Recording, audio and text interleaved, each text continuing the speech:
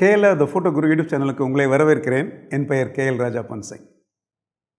18 to 55, 24 to 70, 24 to 105, 24 to 140, 70 to 200. இப்படின்னு சொல்லிட்டு நம்ம லென்ஸில் பார்த்தீங்கன்னா சில கேலிபரேஷன் மார்க்ஸ் போட்டிருப்பாங்க. நார்மலாக நீங்கள் ஒரு ப்ரைம் லென்ஸ் வாங்கினீங்க அப்படின்னா அது 50 மில்லிமீட்டர் அப்படின்னு போட்டிருப்பாங்க, இல்லை 85 மில்லிமீட்டர், இல்லை 100 மில்லிமீட்டர், இல்லாட்டி 105 மில்லிமீட்டர் அப்படின்னு போட்டிருப்பாங்க. இந்த 105, 100, 50 அப்படிங்கிறதுலாம் என்ன அப்படிங்கிறத பற்றி தான் நம்ம பார்க்க போகிறோம். இதை வந்து focal length of the lens அப்படின்னு சொல்லுவாங்க. ஃபோக்கல் லென்த்னால் என்ன, அந்த ஃபோக்கல் லென்த் மாறும்போது லென்ஸினுடைய ப்ராப்பர்ட்டிஸ், அதோட குணாதிசயங்கள்லாம் எப்படி மாறுது, இல்லை எந்த மாதிரியான காட்சிகளுக்கு, இல்லை எந்த மாதிரியான சப்ஜெக்ட்டுக்கு எந்த மாதிரியான ஃபோக்கல் லென்த்தை நம்ம பயன்படுத்தணும். ஸோ ஃபோக்கல் லென்த்துக்கும் நம்ம வந்து படங்கள் வழியாக நம்ம சொல்லக்கூடிய கதைகளுக்கும் ஏதாவது சம்மந்தம் இருக்கா, இல்லை ஃபோக்கல் லென்த் வந்து வேறு மாதிரியான ஒரு ஃபீல் கொடுக்குமா ஃபோட்டோவில், அப்படிங்கிறதெல்லாம் பற்றி தான் இந்த வீடியோவில் நம்ம பார்க்க போகிறோம். ஏன்னா ஃபோக்கல் லென்த்தை வந்து நம்ம அப்படி சாதாரணமாக அப்படி நினச்சிட்டு அப்படி போயிட முடியாது. சரியான ஒரு ஃபோக்கல் லென்த்தை பயன்படுத்தி படம் எடுக்கும்போது தான் அந்த படத்தில் சரியான ஒரு ஸ்டோரி, இல்லை சரியான ஒரு மெசேஜ் போய் சேரும் அப்படிங்கிறது தான் உண்மை. இந்த வீடியோக்குள்ளே போகிறதுக்கு முன்னாடி இது வரைக்கும் நீங்கள் KLR the photo Guru YouTube சேனலை சப்ஸ்கிரைப் பண்ணாமல் இருந்தீங்க அப்படின்னா இப்போ இமீடியட்டாக சப்ஸ்கிரைப் பண்ணுங்கள், பெல் பட்டனையும் ப்ரெஸ் பண்ணி வைங்க. இது மாதிரி இன்ட்ரெஸ்டிங்கான வீடியோஸ் உங்களை வந்து சேரும்.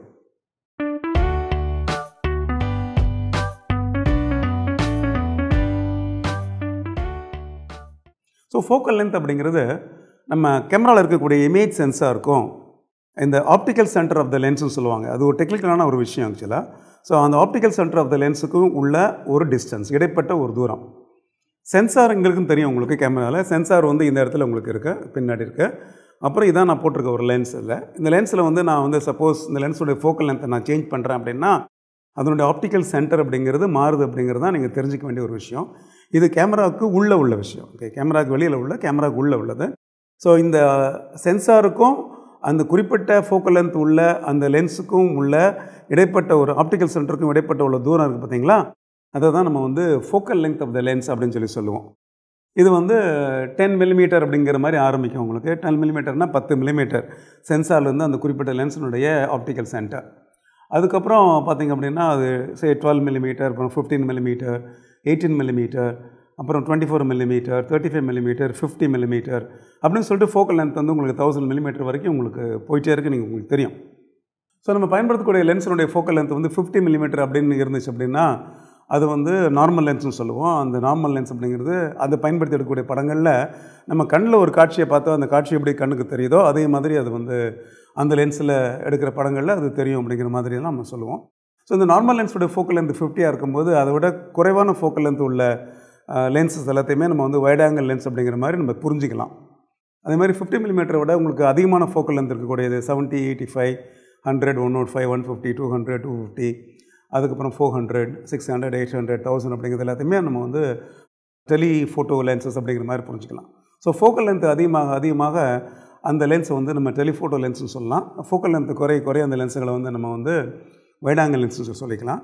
ஸோ ஃபோக்கல் லென்த் குறையும் போது அந்த லென்ஸ் பார்த்திங்கன்னா க்ளோசர் டு த கேமரா வரும். ஏன்னா அதனுடைய ஃபோக்கல் லென்த் கம்மியாக இருக்கிறதுனால அது சென்சாரை நோக்கி மூவ் பண்ணும், கிட்ட வரும். உங்களுக்கு ஃபோக்கல் லென்த் அதிகமாக உங்களுக்கு ஆப்டிக்கல் சென்டர் தள்ளி போகிறதுனால லென்ஸ் வந்து உங்களுக்கு வந்து லெங்க்த்தியாக நீளமாக இருக்கும். பார்த்துருப்பீங்க நீங்கள் இல்லையா?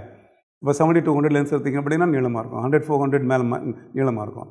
600 மில்லிமீட்டர் நீளமாக இருக்கும். அதே சமயத்தில் நீங்கள் ஒரு 18 mm, 10 mmலாம் போனீங்க அப்படின்னா உங்களுக்கு வந்து அந்த லென்ஸ் வந்து க்ளோசர் டு த சென்சார் இருக்கும். பிகாஸ் அந்த ஃபோக்கல் அந்த குறையும் போது அது வந்து ஆப்டிக்கல் சென்டர் வந்து உங்களுக்கு அந்த சென்சாரை நோக்கி ரொம்ப பக்கத்தில் வரும் அப்படிங்கிறது தான் நீங்கள் அதில் தெரிஞ்சிக்க வேண்டிய முக்கியமான ஒரு பாயிண்ட். இந்த ஃபோக்கல் லென்த் மாறும்போது நம்மளுடைய லென்ஸில் என்னென்ன விஷயங்கள்லாம் நடக்குது, இல்லை நம்ம படங்களில் என்ன மாற்றங்கள் ஏற்படுது அப்படிங்கிறத பார்க்கலாம். முதல்ல ஏற்படக்கூடிய ஒரு மாற்றம், அதாவது முதல்ல ஒரு அப்பேரண்ட்டாக நம்ம பார்த்தோன்னே தெரியக்கூடிய விஷயம்னு கேட்டிங்கன்னா அந்த லென்ஸ் பார்க்கக்கூடிய அந்த கோணம், இல்லை அதனுடைய ஆங்கிள் ஆஃப் கவரேஜ்னு சொல்லுவாங்க, ஃபீல்ட் ஆஃப் வியூன்னு சொல்லுவாங்க. எவ்வளோ தூரத்துக்கு வந்து அந்த லென்ஸ் பார்க்குது, எவ்வளோ அகலமாக பார்க்குது, இல்லாட்டி எவ்வளோ குறுகலாக பார்க்குது அப்படிங்கிறத வந்து நம்ம ஃபீல்ட் ஆஃப் வியூன்னு சொல்லலாம், இல்லாட்டி ஆங்கிள் ஆஃப் கவரேஜ்னு சொல்லலாம்.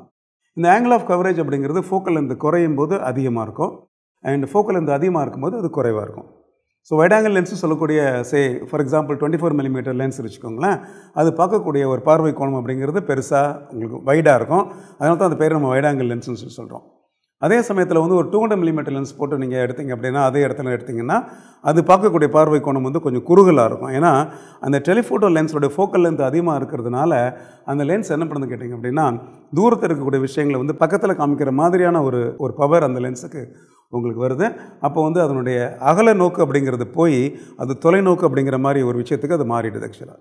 ஸோ முதல் பாயிண்ட் என்னென்னா அது பார்க்கக்கூடிய ஒரு ஆங்கிள் இல்லாட்டி அது கவர் பண்ணக்கூடிய ஒரு ஏரியா அப்படின்னு வச்சுக்கலாம். அதனால தான் நம்ம வந்து சப்போஸ் ஒரு இட நெருக்கடியான ஒரு இடத்துல இல்லை பின்னாடி போக முடியாத இடத்துலலாம் நம்ம பண்ணுவோம் வைட் ஆங்கிள் லென்ஸ் யூஸ் பண்ணுவோம். இல்லை நிறைய விஷயத்தை வந்து ஒரே ஃபோட்டோவில் காமிக்கணும் அப்படின்னாலும் வைட் ஆங்கிள் லென்ஸ் யூஸ் பண்ணுவோம். அப்போ என்ன பண்ணோம், அது வைடு ஏரியாவை கவர் பண்ணும். இந்த இடத்துல வந்து அந்த லென்ஸோடைய ஃபோக்கல் லென்த் அப்படிங்கிறது குறைவான ஒரு மில்லிமீட்டரோடு இருக்குது. ஸோ 18, 24, 35 அப்படிங்கிற மாதிரி இருக்குது ஆக்சுவலாக. ஓகே. ஸோ இதுக்கு அடுத்தது என்ன கேட்டிங்கன்னா பெர்ஸ்பெக்டிவ் சொல்லக்கூடியது. பெர்ஸ்பெக்டிவ் அப்படிங்கிறது காட்சியை வந்து எப்படி நம்ம ஃபோட்டோவில் தோற்றம் அளிக்கிறது அப்படிங்கிறது. How something appears in a photo அப்படின்னு சொல்லுவாங்க. அதாவது காட்சி என்னவோ ஒன்று தான், ஆனால் அது ஒரு குறிப்பிட்ட லென்ஸை நீங்கள் மாற்றி போட்டு எடுக்கும்போது ஒரு 24ல் ஒரு ஷாட் எடுக்கிறீங்க, அதே நீங்கள் 50ல் எடுக்கிறீங்க, அதே நீங்கள் 85ல் எடுக்கிறீங்க, அதே நீங்கள் வேறு லென்ஸ் போட்டு எடுக்கும்போது அந்த லென்ஸு பார்க்கக்கூடிய அந்த பார்வை அந்த காட்சியினுடைய தோற்றம் இருக்குது பார்த்தீங்களா, அது மாறுது. இதை வந்து ஆங்கிலத்தை வந்து பெர்ஸ்பெக்டிவ்னு சொல்லுவாங்க. பெர்ஸ்பெக்டிவ் அப்படிங்கிறது ஒரு சீனில் அருகாமையில் இருக்கக்கூடிய ஒரு சப்ஜெக்டை அப்புறம் தூரத்தில் இருக்கக்கூடிய சப்ஜெக்ட் ரெண்டுக்கும் இடைப்பட்ட அந்த தூரத்தை குறிக்கக்கூடிய விஷயம் அது பெர்ஸ்பெக்டிவ். அந்த தூரம் எதனால் தெரியுங்க அப்படி கேட்டிங்கன்னா முன்னாடி இருக்கக்கூடிய சப்ஜெக்ட் வந்து உங்களுக்கு பெருசாக இருக்கும், பின்னாடி உள்ள சப்ஜெக்ட் வந்து சின்னதாக இருக்கும். இதுதான் இயல்பாக நம்ம கண்ணுக்குமே அப்படி தான் இருக்கும்.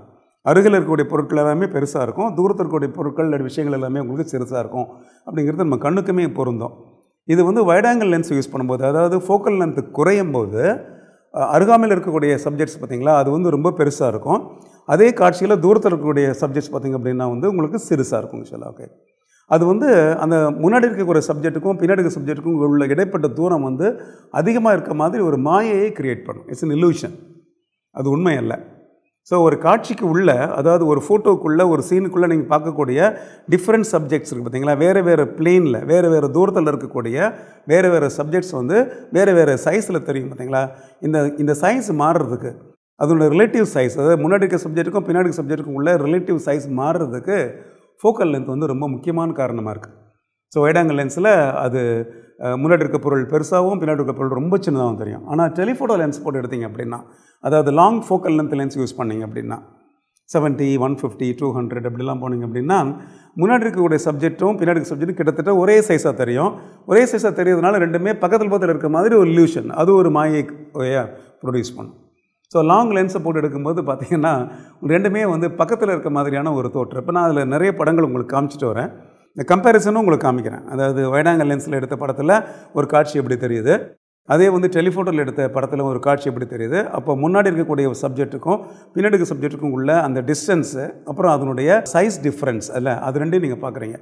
ஸோ ஒரு காட்சியில் வந்து உங்களுக்கு அதிகமான ஒரு ஃபீல் ஆஃப் ஸ்பேஸ் வேணும்னு நினைக்கிறீங்க, இல்லை அதிகமான ஒரு டிஸ்டன்ஸ் நீங்கள் காமிக்கணும்னு நினச்சிங்க அப்படின்னா அப்போ குறைவான ஃபோக்கல் லென்த்து உள்ள லென்சஸை அதாவது வைட் ஆங்கிள் லென்சஸ் நம்ம பயன்படுத்தணும் அப்படிங்கிறது தான் அங்கே முக்கியமான ஒரு பாயிண்ட்டு. அதே மாதிரி அந்த காட்சியினோட தூரத்தை நீங்கள் குறைவு பண்ணணும். ஆக்சுவலாக அது முன்னாடி இருக்கிற சப்ஜெக்ட்டுக்கும் பின்னாடி இருக்கிற சப்ஜெக்ட்டுக்கும் உள்ள டிஸ்டன்ஸ் வந்து பக்கத்தில் இருக்க மாதிரி இருக்கணும், ரெண்டும் கிட்டத்தட்ட ஒரே சைஸில் தெரியணும்னு நினச்சிங்க அப்படின்னா அப்போ நம்ம வந்து லாங் ஃபோக்கல் லென்த் அதாவது அதிகமான ஃபோக்கல் லென்த் உள்ள லென்சஸை அதாவது டெலிஃபோட்டோ லென்சஸை நம்ம பயன்படுத்தணும் அப்படிங்கிறது தான் இங்கே முக்கியமான ஒரு பாயிண்ட். என்னை பொறுத்தளவுக்கு வந்து லென்சஸ் வந்து ஃபோட்டோகிராஃபியில் வந்து ஒரு மந்திரஜாலம் பண்ணோம் அப்படிங்கிறது தான் என்னுடைய ஒரு அனுபவம் ஆக்சுவலாக. ஏன்னா ஃபோட்டோகிராஃபியில் நம்ம எந்த விஷயத்தை ஃபோட்டோவை காமிக்கிறோமோ அது நிஜமான காட்சிக்கு உள்ளதுக்கு அதே மாதிரி இருக்கணுங்கிற அவசியம் இல்லை. ஏன்னா அதை மாற்றி போடுறது தான் லென்ஸோட வேலை. கண்களால் பார்த்திங்கன்னா ஒரே மாதிரி தான் பார்க்க முடியும், ஆனால் ஒரு கேமராவில் நீங்கள் லென்ஸை மாற்றி யூஸ் பண்ணும்போது அதே காட்சி உங்களுக்கு வேறு மாதிரி தெரியும் அப்படிங்கிறது தான் இதில் முக்கியமான ஒரு பாயிண்ட்டு. என்னை பொறுத்தவரைக்கும் அதுதான் ஃபோட்டோகிராஃபி, அதுதான் நம்மளுடைய கற்பனை, அதுதான் நம்மளுடைய ஸ்டோரி டெல்லிங். ஒரு ஃபோட்டோவில் பார்க்கக்கூடிய விஷயங்கள் அப்படிங்கிறது நிஜ காட்சிக்கு பொருத்தமாக இருக்கணும், அதே மாதிரி இருக்கணும் அப்படிங்கிற அவசியம் இல்லை. அதுக்கு தான் என்ன பண்ணுறோம், நம்ம வந்து இந்த லென்சஸை பயன்படுத்தி என்ன பண்ணுவோம், காட்சியினுடைய தோற்றத்தை நம்ம வந்து மாற்றி அமைக்கிறோம். அதுக்கு தான் இந்த லென்ஸுகள் வந்து மிகப்பெரிய அளவில் பயன்படுது. அதுக்கு இந்த ஃபோக்கல் லென்த் அப்படிங்கிறது முக்கியமான ஒரு காரணமாக இருக்குது. அதுக்கு அடுத்தபடியாக ஒரு லென்ஸ் என்ன பண்ணும் அப்படின்னு கேட்டிங்கன்னா அதனுடைய ஃபோக்கல் லென்த்து மாறும்போது அதில் நீங்கள் அந்த பர்டிகுலர் ஃபோட்டோவில் நீங்கள் பார்க்கக்கூடிய அந்த காட்சியோ இல்லாட்டி வந்து அந்த சப்ஜெக்டோ பார்த்திங்க அப்படின்னா அதனுடைய சைஸ் வந்து உங்களுக்கு வேறு மாதிரி தெரியும்.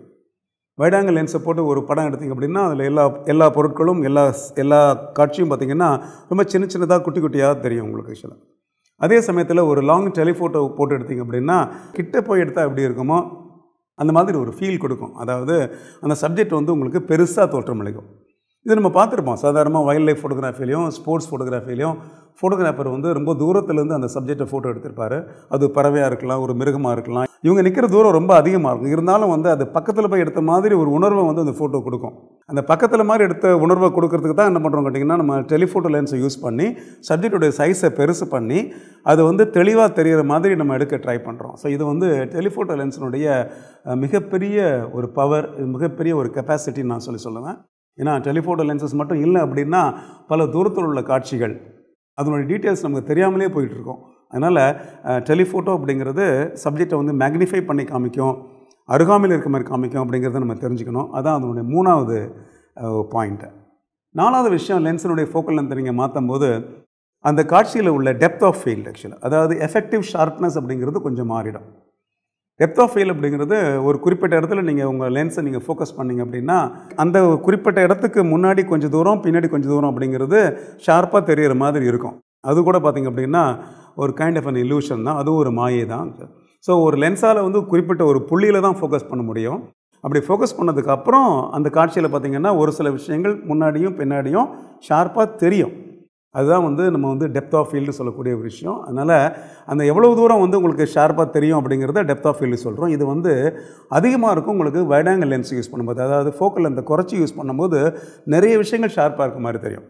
அதே அப்பர்ச்சரில் அதே டிஸ்டன்ஸில் ஃபோக்கல் லென்த்து குறையும் போது அதனுடைய டெப்த் ஆஃப் ஃபீல்டு அதிகமாக இருக்கும். அதனால தான் நம்ம பல சமயத்தில் ஒரு இன்டீரியர் ஷாட்ஸ் எடுக்கிறீங்க, எக்ஸ்டீரியர் ஷாட்ஸ் எடுக்கிறீங்க, இல்லை ஒரு லார்ஜ் குரூப் ஆஃப் ஆடியன்ஸ் எடுக்கிறீங்க அப்படின்னா அந்த நேரத்தில் எல்லாருமே ஷார்ப்பாக தெரியும்னு வச்சுக்கோங்களேன். அப்போ என்ன பண்ணுறோம், நம்ம வந்து வைட் ஆங்கிள் லென்ஸ் அப்படிங்கிற ஒரு லென்ஸை பயன்படுத்தி, அதாவது ஃபோக்கல் லென்த் குறைவாக இருக்கக்கூடிய லென்ஸை பயன்படுத்தி படம் எடுக்க ட்ரை பண்ணுறோம். அப்போ அந்த காட்சியில் உள்ள பொருட்கள் எல்லாமே அந்த காட்சி முழுவதுமே ஷார்ப்பாக இருக்க மாதிரி ஒரு ஃபீல் கிடைக்கும்.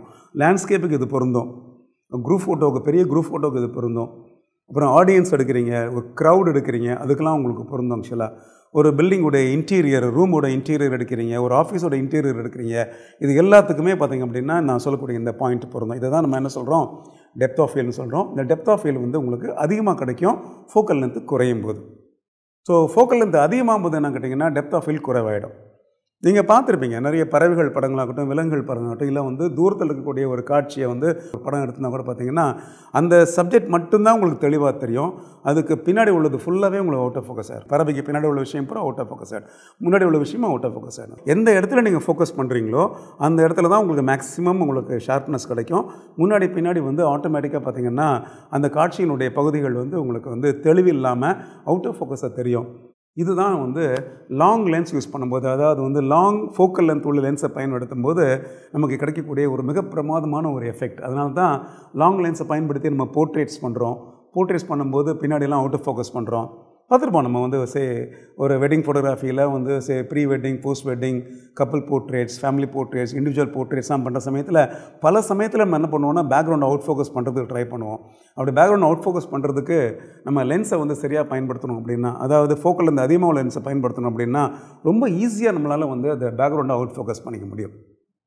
இதாங்க மொத்தம் அந்த 4 விஷயந்தான் உங்களுக்கு இந்த ஃபோக்கல் லென்த்தை மாற்றும் போது உங்களுக்கு கிடைக்கக்கூடியது. முதல் விஷயம், ஆங்கிள் ஆஃப் கவரேஜ் வந்து உங்களுக்கு மாறும். அதே மாதிரி உங்களுக்கு பெர்ஸ்பெக்டிவ்னு சொல்லக்கூடிய அந்த தோற்றம், அந்த படத்தினுடைய தோற்றம் வந்து உங்களுக்கு மாறும். 3வது வந்து அந்த படத்தில் நீங்கள் பார்க்கக்கூடிய சப்ஜெக்டினுடைய சைஸ், அதனுடைய அளவு மாறும். 4வது அந்த படத்தில் நீங்கள் பார்க்கக்கூடிய டெப்த் ஆஃப் ஃபீல்ட் சொல்லக்கூடிய விஷயம் பார்த்தீங்களா, இது மாறும். ஸோ ஒரு லென்ஸில் நீங்கள் ஃபோக்கல் லென்த்தை ஒரு 1 மில்லிமீட்டர் அப்படி இப்படி திருப்பினீங்கன்னா ஞாபகம் வச்சுக்கோங்க, இந்த 4 விஷயம் மாறும். ஸோ நீங்கள் பார்க்கக்கூடிய ஒரு படம் அப்படிங்கிறது இந்த 4 விஷயத்தினுடைய ஒரு விளைவு தான். ஒரு லென்ஸை போட்டு நீங்கள் படம் எடுக்க சமயத்தில் ஃபோக்கல் லென்த்தை நீங்கள் ஜூம் லென்ஸ் நம்ம வச்சுட்ருக்கோம் இல்லை, நம்ம என்ன பண்ணுவோம், ஈஸியாக வந்து இடது பக்கமும் வலது பக்கமும் அதை ரொட்டேட் பண்ணுவோம். டக்குன்னு உங்களுக்கு ஆங்கிள் ஆஃப் கவரேஜ் மாதிரி படம் எடுத்து நம்ம போயிட்டே இருப்போம். ஆங்கிள் ஆஃப் கவரேஜின் தாண்டி நீங்கள் பார்க்கக்கூடிய மீதி 3 விஷயங்கள் ஞாபகத்தில் வச்சுக்கணும். ஸோ எந்த மாதிரியான விளைவுகள் உங்களுக்கு படத்தில் வேணும், இந்த மாதிரியான எஃபெக்ட்ஸ் உங்களுக்கு வேணும் அந்த படத்தில் அப்படிங்கிறத நீங்கள் முடிவு பண்ணிவிட்டு அதுக்கு ஏற்ற மாதிரியான ஃபோக்கல் லென்த் உள்ள லென்ஸுகளை நம்ம பயன்படுத்தணும். அப்படின்னா நம்ம படங்கள் வந்து பார்த்திங்கன்னா கதை மட்டும் சொல்கிறது இல்லை, கலை அம்சத்தோடு இருக்கும் அப்படிங்கிறத பற்றி எந்த சந்தேகமும் கிடையாது. படங்கள் எடுக்கும்போது அதை உணர்வுபூர்வமாக எடுக்கிறதுக்கு ட்ரை பண்ணுங்கள். ஏன்னா நம்ம பயன்படுத்தக்கூடிய லென்ஸுகளாகட்டும், கேமராக்களாகட்டும், இல்லை டெக்னாலஜி ஆகட்டும், எல்லாமே வந்து இந்த உணர்வுபூர்வமான விஷயத்தை வெளியில் கொண்டு வரதுக்கு பயன்படுத்தணுமே தவிர வெறும் டெக்னாலஜியை மட்டுமே நம்ம பேசிகிட்டு இருக்கிறதுல பிரயோஜனம் கிடையாது. ஸோ உணர்வுகளை நம்ம படங்கள் வெளியில் கொண்டு வரணும் அப்படின்னா இந்த உணர்வுகளை கொண்டு வரதற்கு ஒரு வழி சரியான ஃபோக்கல் லென்த் உள்ள லென்ஸை பயன்படுத்தணும் அப்படிங்கிறது. லென்ஸுகளுடைய ஃபோக்கல் லென்த் அப்படிங்கிறத பற்றி அந்த வீடியோவில் நான் டீட்டெயில்டாக உங்களுக்கு பேசினேன். நிறைய உங்களுக்கு வந்து சாம்பிள் பிக்சர்ஸையும் நான் காமிச்சிருந்தேன். இந்த வீடியோ உங்களுக்கு ஃபோக்கல் லென்த் பற்றிய ஒரு முழுமையான புரிதலை ஏற்படுத்தியிருக்கும் அப்படிங்கிறது நான் நம்புகிறேன். இந்த வீடியோ உங்களுக்கு பிடிச்சிருந்தது அப்படின்னா லைக் பண்ணுங்கள், ஷேர் பண்ணுங்கள் ஃப்ரெண்ட்ஸோட. முக்கியமாக KLR the photo Guru YouTube சேனலை சப்ஸ்கிரைப் பண்ணுங்கள். மறக்காமல் பெல் பட்டனையும் ப்ரெஸ் பண்ணி வைங்க. அப்போ தான் இந்த மாதிரி வீடியோட இன்டிமேஷன் உங்களை வந்து சேரும். இன்னும் அது மாதிரி இன்ட்ரெஸ்டிங்கான பல வீடியோஸோட உங்களை திரும்பவும் சந்திக்கிறேன். நன்றி, வணக்கம்.